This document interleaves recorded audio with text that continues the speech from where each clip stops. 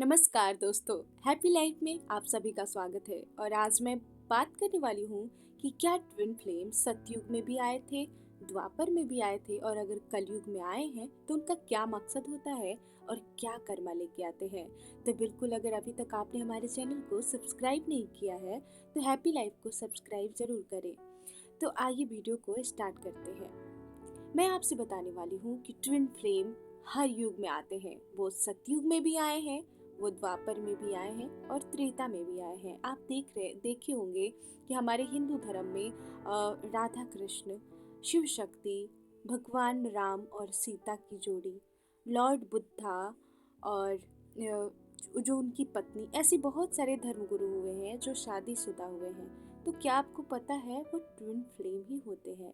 लेकिन दिव्य आत्मा twin flame युग के साथ साथ बदलते जाते हैं। जैसे कि सतयुग में जो ट्विन फ्लेम आए थे उनके पास एक अलग एनर्जी, पावरफुल शक्ति, उनके अंदर बहुत ही एक दिव्य दैवीय शक्ति होता था और ईश्वर के रूप में आते थे। लेकिन यही कलयुग में ट्विन फ्लेम जो आ रहे हैं वो नॉर्मल की तरह आएंगे, उनके पास उतनी शक्ति नहीं होगी। वो नहीं कि ईश्वर की तरह, जैसे ट्विन फ्लेम एकदम ईश्वर की तरह आएंगे, इतना दिव्यता लेके आएंगे। क्यों? क्योंकि आपको पता है कि सतयुग जो था वो, सतयुग में एक से एक चीजें थी। सतयुग में कोई झूठ नहीं बोलता था, किसी को छल से नहीं, आप कुछ छल के मतलब छल से नहीं मार सकते थे। बहुत सारी चीजें सतयुग में अलग थी। अभी कलयुग चल रहा है तो सब चीजें अलग बदल रही है। कलयुग में इतने पुण्य, इतने धर्म नहीं है। यहाँ पुण्य के साथ साथ बहुत पाप भी हो रहे हैं। तो कहीं ना कहीं ये जो कलयुग में जो ट्विन फ्लेम आते हैं वो अपनी एनर्जी जो है वो लो वाइब्रेशन के साथ ही आते हैं। और कहते हैं ना कि जैसा युग होता है वैसा हमारा एनर्जी वैसा ही होता है। तो बिल्कुल ऐसा नहीं कि कोई ईश्वरीय शक्ति की तरह ट्विन फ्लेम एकदम ईश्वर की तरह, दिव्य आत्मा की तरह होगा, क्योंकि ये अभी कलयुग चल रहा है। तो ये सतयुग की बात है कि ट्विन फ्लेम यानी अर्ध, जिसको बोलते हैं अर्धांगिनी, जैसे शिव और शक्ति की जोड़ी, राधा कृष्ण, सीताराम, इनको जो दर्शाया जाता है ट्विन फ्लेम में दिखाकर, तो बिल्कुल ये हमारे मतलब बोल सकते हैं कि ये तो बहुत ऊपर की चीज है। ये ट्विन फ्लेम नॉर्मल लोग अपने आप को कंपेयर जैसे कर लेते हैं कि हम शिव शक्ति से कर लेंगे, ऐसे कर लेंगे, राधा कृष्ण से कर लेते हैं। नहीं करना है, बिल्कुल कंपेयर नहीं करना है, क्योंकि उनका देखिए वो स्वयं ईश्वर की शक्ति लेके आए थे। मैं ये नहीं कहती हूँ कि ट्विन फ्लेम जो है वो नहीं होते हैं, आते हैं ट्विन फ्लेम। लेकिन जैसे जैसे युग बदलता है वो अपनी एनर्जी को लो और कम एनर्जी के साथ आते हैं। वही एनर्जी कभी बहुत हाई रूप में आती है, जिसे ईश्वर कहते हैं, हम लोग साक्षात गॉड, गॉड की जर्नी कहते हैं। तो इसीलिए कभी भी ट्विन फ्लेम जर्नी को अच्छे से समझें, तभी आप इस जर्नी में पड़े। और ट्विन फ्लेम जर्नी कोई इसको बहुत ही शौक से, जो बहुत ज़्यादा देखने की ज़रूरत नहीं है कि आप बहुत एक रोमांटिक रिश्ते में आके उसको ट्विन फ्लेम मान लेते हैं। ऐसा आपको करना है तो आप थोड़ा सोलमेट समझ लें, वो उसमें कोई बुराई नहीं है। सोलमेट समझ लेंगे आपको, कोई बुराई नहीं है, क्योंकि सोलमेट का काम है केयर, लव, प्यार देना आपको, ठीक है। लेकिन ऐसे ट्विन फ्लेम जर्नी को कभी भी, क्योंकि ये स्वयं ईश्वर इस रूप में आते हैं, आपने देखा है ना, शिव शक्ति को दर्शाया गया है दो भाग में। तो कभी भी ट्विन फ्लेम जर्नी को नॉर्मल ना समझें। और हाँ, मैं ये भी नहीं कहती हूँ कि ट्विन फ्लेम नहीं होते हैं, ट्विन फ्लेम सच में होते हैं। लेकिन ट्विन फ्लेम जो होते हैं वो कलयुग में अगर आए हैं तो वो खास मकसद लेके आए हैं, और एक ही मकसद लेके आए हैं, इस दुनिया को कुछ नया चीज़ देना, कुछ इस मैसेज देना हो सकता है, या दोनों उनके द्वारा एक अलग क्रिएशन हो सकता है। लेकिन ट्विन फ्लेम कभी भी ऐसे किसी को दुख दर्द नहीं देते हैं। जैसे ये नहीं कि ट्विन फ्लेम बेविचार करके अपनी ही पत्नी को कष्ट दे रहे हैं और उसको अपना ट्विन फ्लेम मान के अपनी पत्नी को मार पीट रहे हैं। ये सब ट्विन फ्लेम का कॉन्सेप्ट नहीं है। ट्विन फ्लेम जो होते हैं उनके अंदर त्याग भावना होती है। उनके अंदर जो भी प्रेम होगा ना वो सात्विक, ईश्वर की तरह ही वो प्रेम होगा। उनके पास न्याय होगा, उनके उनके पास सबके लिए न्याय होगा। वो अपने ट्विन के प्रति प्रेम तो करेंगे लेकिन किसी के साथ गलत नहीं होने देंगे। तो इसलिए बिल्कुल आप ट्विन फ्लेम जर्नी को इतना मर्यादा ज़रूर रखें कि ईश्वर की जर्नी है, स्वयं हमारे शिव शक्ति को दर्शाया गया है इस जर्नी में। तो बिल्कुल हम सभी को इसका गरिमा रखना है। और ट्विन फ्लेम जो भी कलयुग में आए हैं वो बहुत भाग्यशाली हैं। अपने आप को भाग्यशाली मानना है। हम समझ रहे हैं कि ट्विन फ्लेम को बहुत पेन होता है, तो कोई भी कहता है कि मैंने तो बहुत सारा कमेंट्स अपने यूट्यूब में पढ़ा है कि ट्विन फ्लेम एकदम अजीब है, ये इसमें तो क्या, आपको ये सब नहीं बोलना है। क्योंकि आपने देखा है श्रीम सीता राम, यानी उनके जीवन को आप उठा के देखिए, कितने कष्ट आए हैं माता सीता के जीवन में, राम जी के जीवन में कितने कष्ट आए, न जाने कितने कष्ट आए। आपको लग रहा होगा कि ये नॉर्मल है, वो घर छोड़ के रहना, 14 साल तक वनवास जाना, फिर पत्नी का बिछड़ जाना, कितना दर्दनाक है, आप सोच के देखिए। तो ट्विन फ्लेम कह देना इतना आसान नहीं है।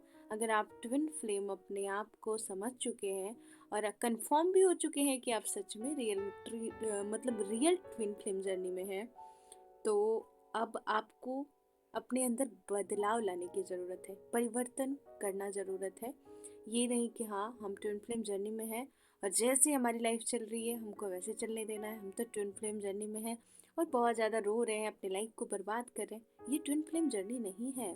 ट्विन फ्लेम जर्नी आपकी ग्रोथ के लिए भी बना है। जब तक आप अपना ग्रोथ नहीं करेंगे ना, वो जर्नी में आपको इतना दुख दर्द मिलेगा कि जितना आप सोच नहीं सकते। अच्छा आप ही सोचिए कि कोई भी जर्नी हो, सपोज डेट के लिए मान लेते हैं कि अगर आपको कोई जर्नी नहीं भी हो, बहुत लोग ये सोच के सोचते हैं कि क्या पता मैं ट्विन फ्लेम जर्नी में हूँ या नहीं हूँ, अपना ये सब में टाइम वेस्ट कर रहा हूँ। आप कुछ वेस्ट मत करो, अपने आप पे ग्रोथ करो। स्पिरिचुअल होना खराब बात नहीं है। आपको अपने ट्विन के पीछे नहीं भागना है, आपको स्पिरिचुअल होना है। आपको सबकी सब वातावरण के प्रति, यूनिवर्स के प्रति, खुद के प्रति, सेल्फ लव के प्रति बहुत ही प्रेम जताना है। अच्छी चीज़ें तो बताई जा रही है आपको ग्रोथ करने के लिए, तो आपको कभी ये नहीं कहना है कि ये जर्नी एकदम रॉस्ट है और एकदम बेकार है, हमको इसमें पढ़ के बेकार फील हो रहा है। तो ऐसा थोड़ी आपको यूनिवर्स ज़बरदस्ती कह रहा है कि नहीं आप इस जर्नी में पड़ जाओ। आपने खुद चुना है। अगर आप अपने जीवन को खुद ही चुनते हैं, बिल्कुल वो ईश्वर, अगर आप ईश्वर पे बिलीव करते हैं ना, तो आपको बस ऐसा बिलीव करना है कि ईश्वर ने हमें इस जर्नी को दिया है, तो बिल्कुल हमें अपने प्योरिटी को बरकरार रखनी है और बहुत जल्दी हम दोनों का यूनियन होगा। लेकिन हाँ, यूनियन के बारे में आपको तभी सोचना है जब आप अपना ग्रोथ कर ले, सेल्फ लव में आ जाए, ताकि आपके अंदर त्याग हो। किसी के साथ बुरा करके अगर आप यूनियन में आना चाहते हैं, जैसे कोई ऑलरेडी मैरिड है और उसके बारे में आप सोच रहे हैं कि वो मेरी हो जाए, वो मेरा हो जाए, तो ये सही नहीं है। ये आपको ध्यान देना है। कभी भी ट्विन फ्लेम को, आपको त्याग आपके अंदर होना ज़रूरी है और ईश्वर को अपनी जर्नी ये सरेंडर कर दें, अपने ट्विन फ्लेम जर्नी को, और आप देखेंगे कि ईश्वर आपको कैसे गाइड कर रहे हैं। ईश्वर पे बिलीव करें, यकीन मानिए, आपको अगर ये जर्नी मिला है इस कलयुग में तो आप बहुत लकी हैं। यू आर सो लकी, क्योंकि ये जर्नी जो है ये ईश्वर की जर्नी है, साक्षात भगवान जिसको हम भगवान के रूप में देखते हैं, उनकी जर्नी है। तो कभी भी इस जर्नी को मजाक में ना लें, ना ही मजाक उड़ाएं। अगर आपको लगता है कि ये ट्विन फ्लेम जर्नी आपको बहुत ज़्यादा कष्ट दे रहा है और फालतू है, तो कहीं ना कहीं आपको चेक करवाने की ज़रूरत है कि आप सच में ट्विन फ्लेम जर्नी में हैं या नहीं है। क्योंकि ट्विन फ्लेम जर्नी इतना आसान कह देना नहीं है कि हम ट्विन फ्लेम जर्नी में हैं, क्योंकि ट्विन फ्लेम जर्नी में बहुत कुछ त्याग, बर्दाश्त करने की क्षमता, अंदर दिव्यता, लोगों के प्रति दया, करुणा, इससे भरे भरे होते हैं twin flame. Twin flame normal नहीं होते हैं। अगर कलयुग में भी आए हैं तो अपनी कुछ दिव्यता 1-2% ज़रूर लेके आए हैं। वो लोगों की भलाई करेंगे, वो लोगों की मदद करेंगे, वो ईश्वर के देवदूत होते हैं, तो कभी भी वो किसी के साथ गलत नहीं होने दे सकते हैं। इसलिए ट्विन फ्लेम में अगर ज़्यादा आपको लगता है कि इससे हमको भाग रहे, तो बिल्कुल भागना नहीं है, अपने आप पे काम कीजिए।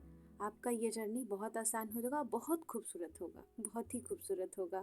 कहते हैं ना कि वो गाना आपने सुना होगा, तेरे हाथ में मेरा हाथ हो, वो वाला गाना, जैसे सारी जन्नतें मेरे पास हो। बिल्कुल वही वाली बात है कि एक दिन ऐसा होगा कि ये पूरी जन्नत, जन्नत की तरह आप दोनों का एक साथ होंगे और ये पूरा कायनात आप दोनों को मिला के एक हैप्पीनेस देगा।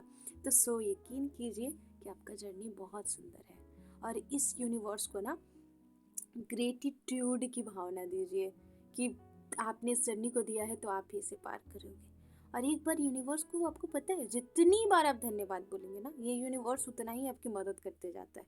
यूनिवर्स को और कुछ नहीं चाहिए, बस यही चाहिए कि आप उसको ग्रेटिट्यूड देते रहें, आप धन्यवाद करते रहें, आप कृतज्ञ रहें।